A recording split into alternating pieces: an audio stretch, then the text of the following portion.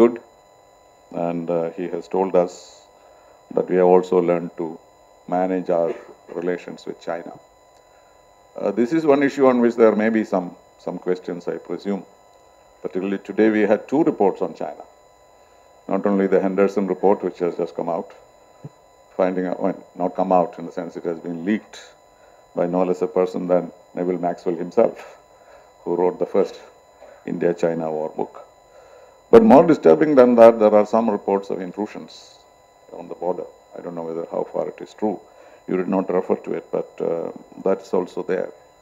And although we are far away from the northern border, there is a certain concern as to whether China's rise does not adverse our security adversely.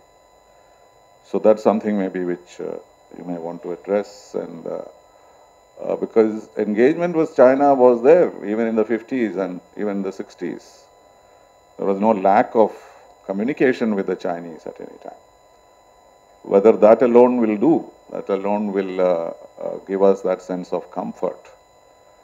And many of the issues in which we cooperate with China, of course, are issues in which China gets some benefit from us.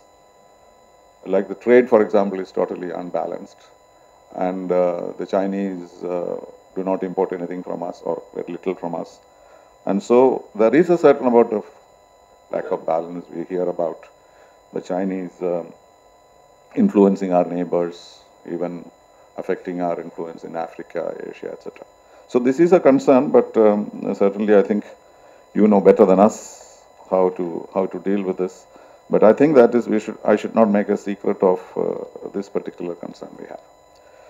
As far as the neighbors, the other neighbors are concerned, I think we all agree that things are looking better than what they used to be, particularly the movement towards democracy in most of these countries. But as you rightly said, the movement towards democracy is going rather slow, and there are painful experiences in the process, like in Maldives or in Bangladesh, where the elections have been held, but there is a tendency not to recognize the new Prime Minister's election. So these may have some implications for us. It might spill over to us when this progress towards democracy results in kind of commotion. And often there is a tendency on the part of these countries to blame India for it. And that's probably the only point that I'd like to make with regard to the neighborhood. As far as the West Asia is concerned, I think that may have come to many of you as a surprise, in the sense that he perceives the threat to India more from the Middle East and West Asia rather than from South Asia. And this, I think, is indeed a very, very important development, particularly because Kerala particularly has an interest in the Middle East and the Gulf, where millions of our brethren are there. And we have, of course, supported the democratic movements also in West Asia. But whether those movements have gained strength, they have not. In fact, a certain amount of mix of authoritarianism and stability would be what we would like to see in the Middle East. And how far we are able to influence the developments in the Middle East, we are not very, very sure. And so it is important for us to note that that is an area where we need to concentrate on. As far as technology, again, I think there are some concerns, particularly the involvement of the Chinese in many of the technology, ICT technology that we use.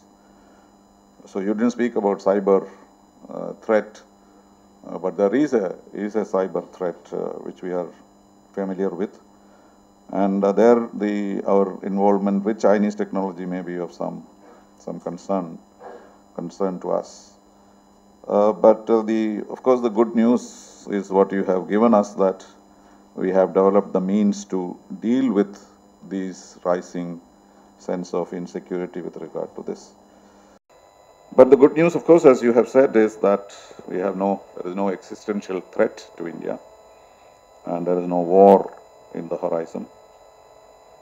But we need to, of course, learn to deal with the new threats that we have to face. They are real. And at the same time, we have this sense of satisfaction that we have been able to handle these threats effectively.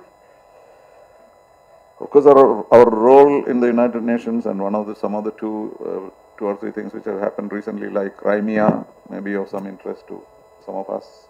How we are going to deal with it in terms of self-determination vis-a-vis national interests or security interests of Russia. So, which I think will pose a dilemma to us, and maybe somebody may want to raise a question on that.